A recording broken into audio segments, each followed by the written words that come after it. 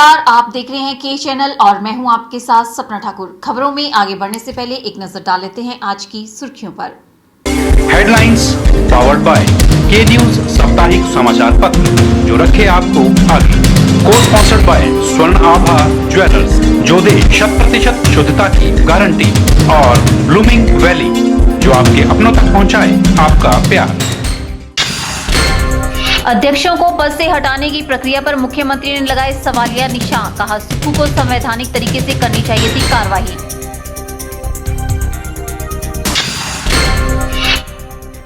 भौरंज में अपने पिता की विरासत को संभालने को तैयार है अनिल धीमान। टिकट के लिए जता रहे हैं दावेदारी।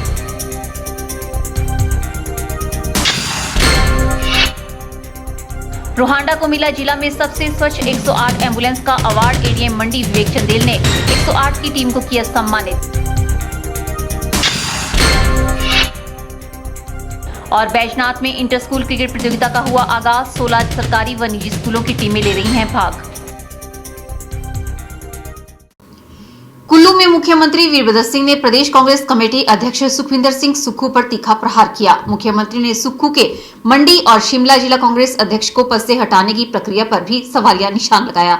इसके साथ ही वीरभद्र सिंह ने सुक्खू के उस बयान पर भी पलटवार किया जिसमें सुक्खू ने कहा था कि शिमला और मंडी जिला कांग्रेस के अध्यक्ष को पद से हटाने को लेकर मुख्यमंत्री वीरभद्र सिंह से 3 महीने पहले चर्चा हुई थी।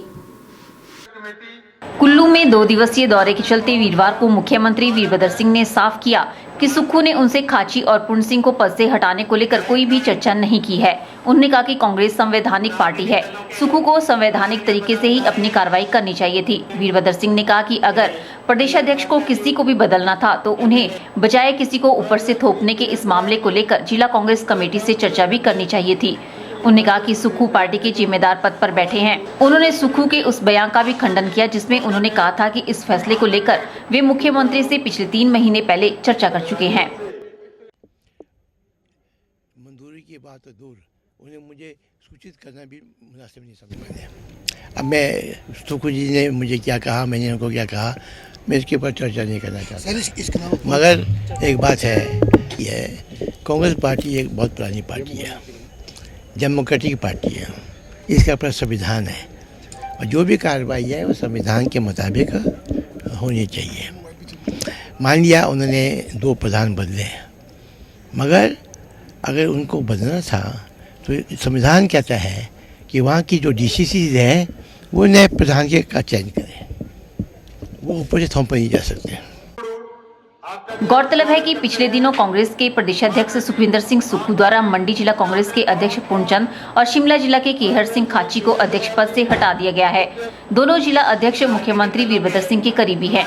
सुखविंदर सिंह सुक्खू ने वीरभद्र के दोनों करीबी अध्यक्षों को पद से हटाकर अपने कुनवे के अध्यक्षों की ताजपोशी की है। ब्यूरो रिपोर्ट, के चैनल। हिमाचल के जवान सरहदों की रक्षा करने और अदम्य साहस के लिए सेना में मिसाल बने हैं। आर्मी अस्पताल नई दिल्ली में उड़ी हमले में गंभीर रूप से घायल सेना के जवान जसवंत सिंह निवासी लड़भड़ोल का कुशलक्षेम पूछने के बाद सांसद रामसू शर्मा ने ये शब्द कहे। उन्होंने कहा कि सेना में हवलदार जसवंत सिंह ने उड़ी हमले में उग्रवादियों का साहसता से मुकाबला किया और उन्हें ढेर कर दिया। इस दौरान उन्हें जहां उग्रवादियों की गोलियों ने छलनी किया तो वहीं बम फटने से वे गंभीर रूप से घायल हुए। आर्मी अस्पताल में अभी तक उनको स्वस्थ करने के लिए डॉक्टरों द्वारा 16 ऑपरेशन किए जा चुके हैं। वे अभी चलने फिरने में असमर्थ है, लेकिन हवलदार जसवंत सिंह के चेहरे पर मुस्कान और उनका सीमा पर पुनः लौटने का जज्बा बरकरार है। उन्होंने कहा कि हिमाचल प्रदेश पूरे भारतवर्ष में सैनिक व्यवसाय व बहादुरी के क्षेत्र में अग्रणी प्रदेश माना गया है। इस वीर भूमि के रणबांकुरों की बहादुरी और अदम्य साहस की गाथाएं भारतीय सेना के इतिहास में स्वर्ण अक्षरों से अंकित है। भविष्य में इससे भी अधिक भारतीय सेना में हिमाचल के जवानों के साहसिक उदाहरण लिखे जाएंगे। रामसू शर्मा ने सेना के साहसी जवान हवलदार जसवंत सिंह के शीघ्र स्वस्थ होने की कामना की तथा उन्हें साहस भी बंधाया। उन्होंने कहा कि जसवंत सिंह के इलाज में कोई भी कोताही नहीं बरती जा रही है तथा केंद्र सरकार और सेना सैनिकों के मान सम्मान में कोई भी कमी नहीं आने देगी। ब्यूरो रिपोर्ट, के चैनल। भोरन से 1990 से लगातार भाजपा की जीत हुई है, जिसमें पूर्व शिक्षा मंत्री स्वर्गीय ईश्वरदास धीमान यहां से लगातार चुनावों में जीत दर्ज करते आ रहे थे। लेकिन हाल ही में उनकी आकस्मिक मृत्यु के बाद अब यहां उपचुनाव होना तय माना जा रहा है, और जिसके लिए अब कांग्रेस और बीजेपी दोनों ही दलों से जिताऊ उम्मीदवार की खोज जारी है। वहीं अब स्वर्गीय ईश्वरदास धीमान के बेटे अनिल धीमान ने भी अपनी दावेदारी जता दी है और चुनावी ताल भी भोरंज में ठोक दी है। माननीय धूमल जी जैसे ही समीरपुर आते हैं तो मैं विधिवत तौर पे पार्टी में शामिल हो जाऊंगा और पूरी निष्ठा से पार्टी जो भी काम देगी उसको निर्वहन करूंगा। हाँ, अगर पार्टी मुझे इस लायक समझे। वहीं कांग्रेस सेवा दल से ब्लॉक संयोजक बलदेव जसवाल का कहना है कि वह भी टिकट के लिए आवेदन करेंगे और मुख्यमंत्री से अपील करेंगे कि भोरंज में कांग्रेस की लगातार हार के बाद अब पार्टी को नए चेहरे पर दांव खेलना चाहिए ताकि कांग्रेस की सीट जीत सके।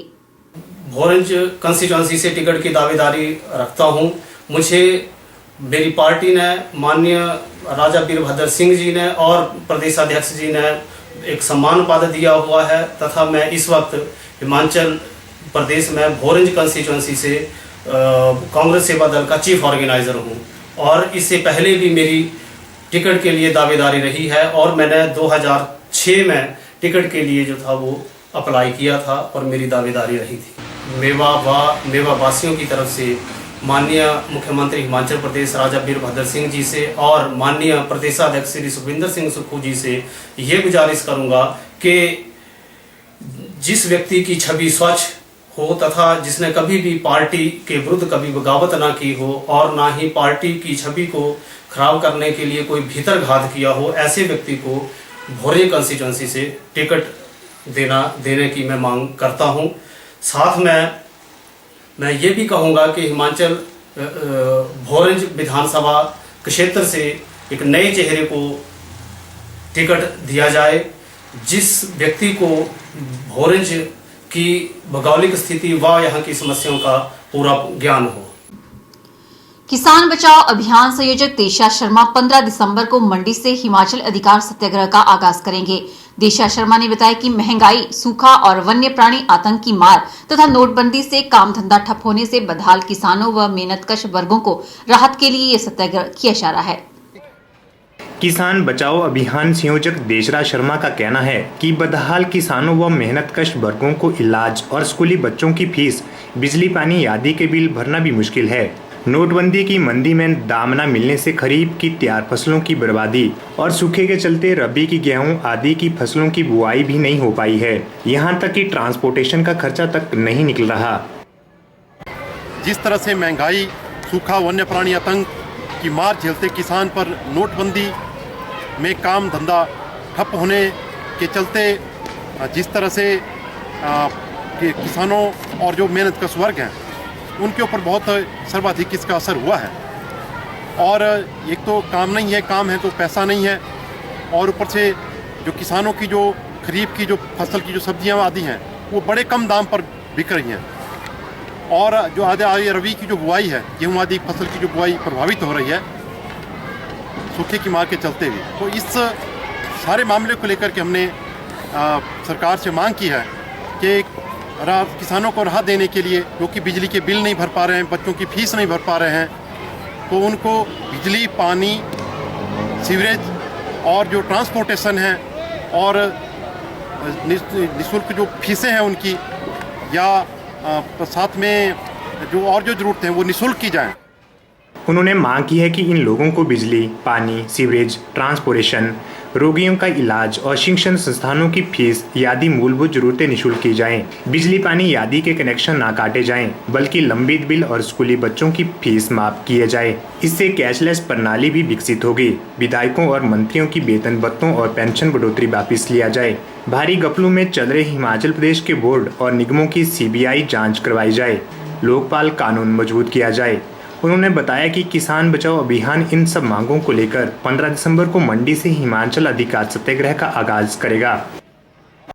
और इसी के साथ ही जो बिजली और पानी के जो पेंडिंग बिल हैं वो माफ़ किए जाएं, और स्कूलों की फीसें माफ़ की जाएं, और किसी के बिजली पानी के कनेक्शन ना काटे जाएं इस दौरान। और इसी के साथ हम देखते हैं कि हिमाचल प्रदेश में विधायकों और मंत्रियों की तनख्वाहें, वेतन भत्ते बहुत ज़्यादा बढ़ा दिए हैं, उनको हम वापस लेने की मांग कर रहे हैं। और लोकपाल बिल को मजबूत करने की मांग कर रहे हैं।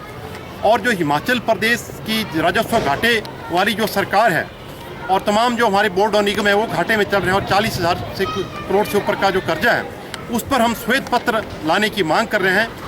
और जो बोर्ड और निगम जो घाटे में चल रहे हैं उसकी हम CBI जांच की मांग कर रहे हैं, जिसको लेकर के हम 15 दिसंबर को मंडी में हिमाचल अधिकार सत्याग्रह करने जा रहे हैं।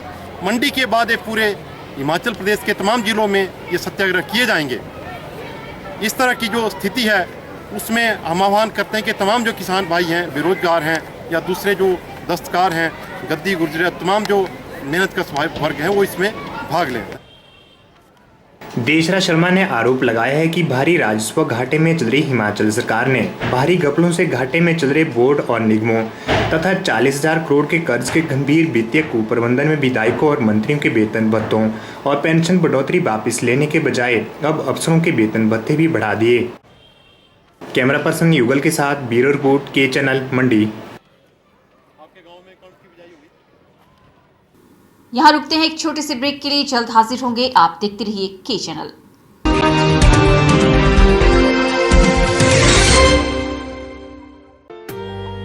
Sachdeva college Mandi Paddal coaching centre में army GD clerk, army technical, army nursing assistant, army tradesman, army DSP की कोचिंग स्टार्ट हो गई है। इसके साथ ही shortcut coaching methodology for GK, Hindi, maths, English and general science, topic wise test और मॉक टेस्ट की तैयारी भी करवाई जाती है। तो सुनहरी भविष्य के लिए आज ही संपर्क करें सचदेवा कॉलेज मंडी, हिमाचल प्रदेश।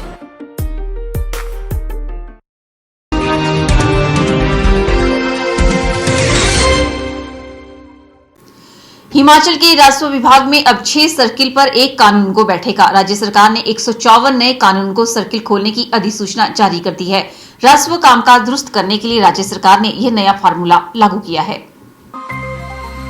राजस्व कामकाज दुरुस्त करने के लिए राज्य सरकार ने ये नया फार्मूला लागू किया है। लोगों के काम अब आसानी से हो सकेंगे। इससे पहले 8 से 10 पटवारियों पर एक कानून को बैठता था। प्रदेश सरकार के अतिरिक्त मुख्य सचिव राजस्व तरुण श्रीधर ने इसकी अधिसूचना जारी कर दी है। हाल ही में हुई कैबिनेट बैठक में इस पर निर्णय लिया गया था। ये कानून को सर्किल प्रदेश के तमाम जिलों में खुलेंगे। वर्तमान में हिमाचल में करीब 2300 पटवार सर्किल हैं। इनमें 8 से 10 पटवार सर्किल पर एक पटवारी होने से लोगों को राजस्व विभाग से संबंधित काम कराने में परेशानी आ रही थी। कानूनगों के पास कार्यभार अधिक होने से वे लोगों के भूमि विवादों में पैमाइश और इससे संबंधित अन्य कार्यों को ठीक से नहीं कर पाते थे। राज्य में लोगों की लैंड होल्डिंग बढ़ जाने से कानूनगों का काम भी बहुत ज्यादा बढ़ चुका है। लिहाजा लोगों की परेशानी को देखते हुए राज्य सरकार ने ये फैसला लिया है। 154 नए कानून को सर्किल का सृजन करने के बाद जल्दी ही हिमाचल में पटवारियों की पदोन्नतियां भी हो सकती हैं। पदोन्नति से ही नए कानून को बनेंगे। इसके साथ ही पटवारियों की भी नई भर्तियां हो सकती है। ब्यूरो रिपोर्ट के चैनल।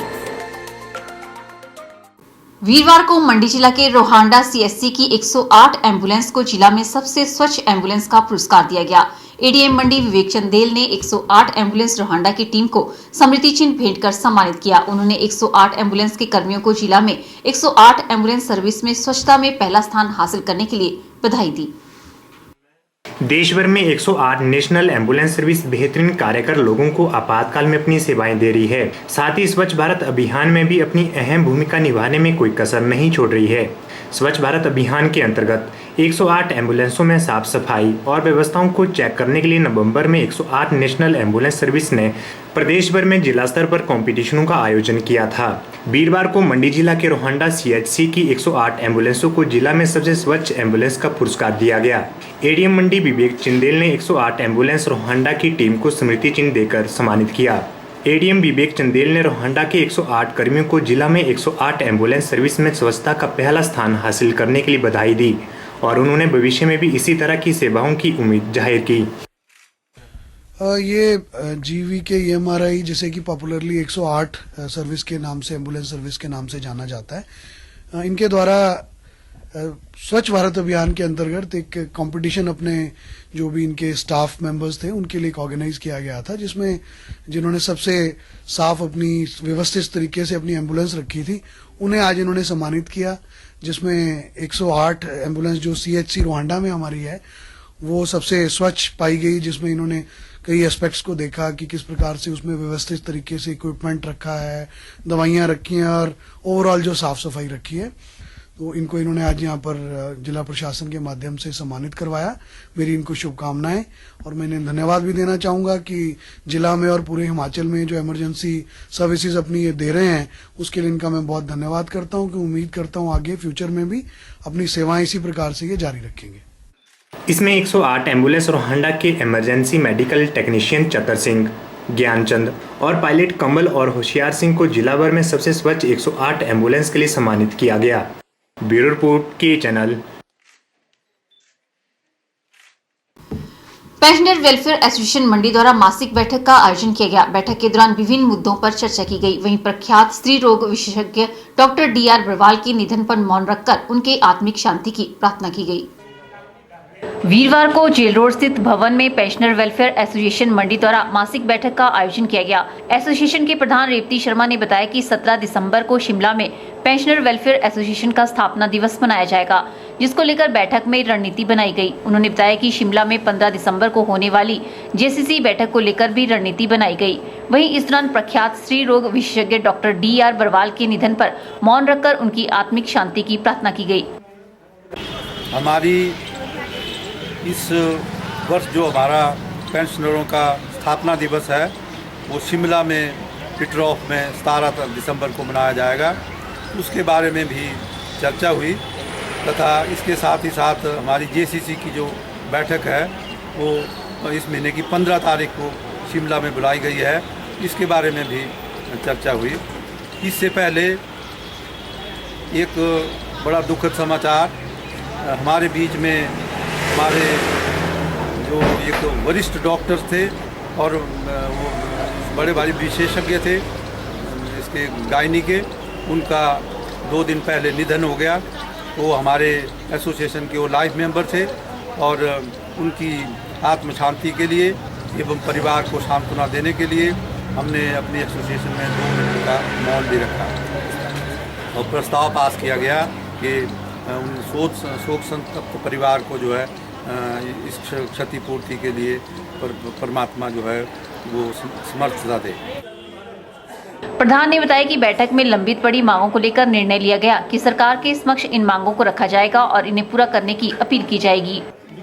जो हमारी लॉन्ग पेंडिंग डिमांड्स हैं इसके लिए भी चर्चा हुई। 5-10-15% के लिए जो हमारे रिम्बर्समेंट के पेंडिंग बिल्स पड़े हुए हैं उसके लिए करणामूल आधार पर नौकरियां देने के लिए और मेडिकल रिम्बर्समेंट का जो भत्ता है वो 350 से 500 रुपये करने के लिए ये मांग की गई कि जो हमारी अभी JCC की बैठक होगी इसमें इसको जोर शोर से उठाया जाए और सरकार से ये अनुरोध किया जाए, मांग की जाए कि पेंशनरों के इस मांग को जो तुरंत पूर्ण करे। इसके साथ ही साथ जो स्थापना दिवस हमारा मनाया जा रहा है ऐसा अखबार के माध्यम से पता चला है और हमारे जो प्रदेश कार्यकारिणी है उन्होंने ऐसा संदेश भेजा है कि हमारी स्थापना दिवस में जो है मुख्यमंत्री महोदय आएंगे और उसकी अध्यक्षता मुख्यमंत्री महोदय करेंगे और जो भी हमारी डिमांड्स लॉन्ग पेंडिंग डिमांड्स हैं उनको हम उनसे अनुरोध करेंगे कि वो उसको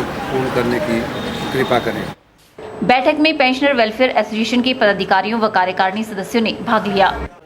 कैमरा पर्सन युगल के साथ ब्यूरो रिपोर्ट के चैनल मंडी। फिलहाल के चैनल में वक्त हो चला है एक और ब्रेक का, मिलते हैं ब्रेक के बाद।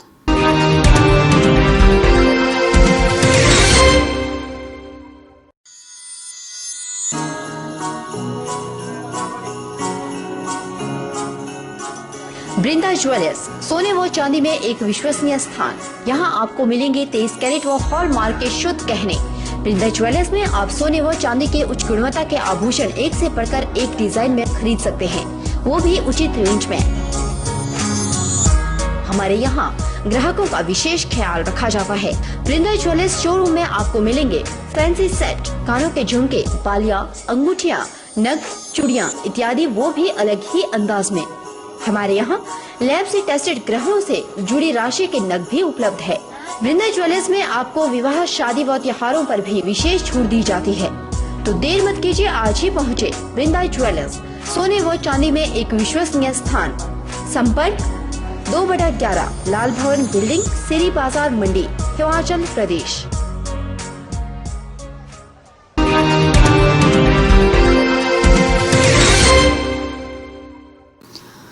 हिमाचल प्रदेश के 12 लाख से अधिक एपीएल परिवारों को नए साल से सस्ते राशन के डिपुओं में आटा नहीं मिलेगा। गेहूं की कमी के चलते केंद्र सरकार ने हिमाचल के कोटे में कटौती कर दी है। इसका सीधा असर प्रदेश के एपीएल परिवारों पर पड़ेगा।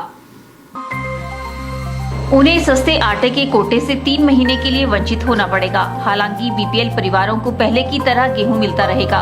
एपीएल राशन कार्ड धारक परिवारों को अब आटे की जगह 13 किलो चावल दिया जाएगा। 1 जनवरी 2017 से लेकर 31 मार्च 2017 तक ये व्यवस्था लागू रहेगी। अप्रैल में केंद्र सरकार इस मामले को दोबारा रिव्यू करेगा। बता दें कि केंद्र सरकार की ओर से एपीएल परिवारों को सस्ते राशन के तहत आटा देने की कोई व्यवस्था नहीं है। हिमाचल सरकार एनएफएसए और लेफ्ट आउट के कोटे से बचे गेहूं को पीसकर एपीएल परिवारों को सस्ती दरों पर आटा उपलब्ध करवाती है। गरीबी रेखा से ऊपर के परिवारों को प्रदेश सरकार प्रतिमाह सस्ती दरों पर 13 किलो आटा उपलब्ध करवाती है। केंद्र सरकार हर महीने राशन की अलॉटमेंट करती है। गेहूं के अलॉटमेंट आधार पर ही प्रतिमाह आटे का कोटा फिक्स होता है। कभी 14 किलो तो कभी 13 किलो आटा प्रदेश सरकार राशन कार्ड धारकों को देती है। राशन डिपुओं में 8.5 रुपए प्रति किलो की दर से आटा दिया जाता है। बाजार में न्यूनतम 28 रुपए प्रति किलो की दर से आटा बिक रहा है। अब केंद्र सरकार के पास गेहूं की उपलब्धता कम होने से एपीएल परिवारों के सस्ते रास्ते के आटे पर कैंची चल गई है। हिमाचल में 12 लाख से अधिक एपीएल राशन कार्ड धारक हैं। सस्ता आटा बंद होने से महंगाई के इस दौर में इन उपभोक्ताओं पर सीधा असर पड़ेगा। ब्यूरो रिपोर्ट, के चैनल।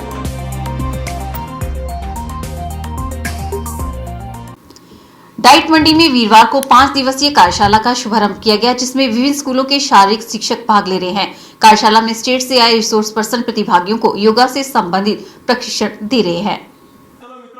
बच्चों के सर्वांगीण विकास करते हुए वीरवार से डाइट परिसर में कार्यशाला शुरू हो गई है। कार्यशाला में विभिन्न स्कूलों से आए शारीरिक शिक्षकों को स्टेट से आए रिसोर्स पर्सन योगा से संबंधित प्रशिक्षण दे रहे हैं। कार्यशाला में भाग लेने वाले प्रतिभागियों को योगा के विभिन्न आसन कलाओं व योग साधनों पर प्रकाश डाला जा रहा है। बता दें कि राष्ट्रीय माध्यमिक अभियान के तत्वाधान में हर वर्ष इस कार्यशाला का आयोजन किया जाता है। राष्ट्रीय माध्यमिक शिक्षक की हिमाचल प्रदेश की ओर से ये शारीरिक शिक्षकों के लिए 5 दिवसीय कार्यशाला आयोजित की गई है। इसमें योग का ज्ञान बांटा जाएगा ताकि शिक्षकों के माध्यम से ये योग का ज्ञान विभिन्न स्कूलों में बढ़े, फैले, उनका सर्वांगीण। इस कार्यशाला में मुख्यतः आसन, प्राणायाम की क्रियाएं बताई जाएगी, जिससे कि बच्चों के शारीरिक और मानसिक उत्थान होता है। मंत्रों के उच्चारण हैं जो मानसिक शांति के लिए बच्चों के लिए प्रदान किए जाएंगे। इस प्रकार की यह तीसरी कार्यशाला है जो हमने डाइट के अंदर ऑर्गेनाइज करा रहे हैं। हमारा सौभाग्य है कि प्रेम ज्योति जी, जो कि राष्ट्रीय स्तर के स्रोत व्यक्ति हैं, हमारे पास पधारे हुए हैं। इस कार्यशाला का जो मुख्य उद्देश्य है, हमारे पास शिक्षकों का एक ऐसा ग्रुप तैयार करना है जो कि पाठशालाओं में जाकर के योग की क्रियाओं को बच्चों को करवा सके, क्योंकि राष्ट्रीय स्तर के ये कार्यक्रम है। और हमारे 6 अध्यापक जो थे शिमला में जिला राष्ट्रीय स्तर की जो कार्यशाला थी उसमें भाग लेकर के आए हैं।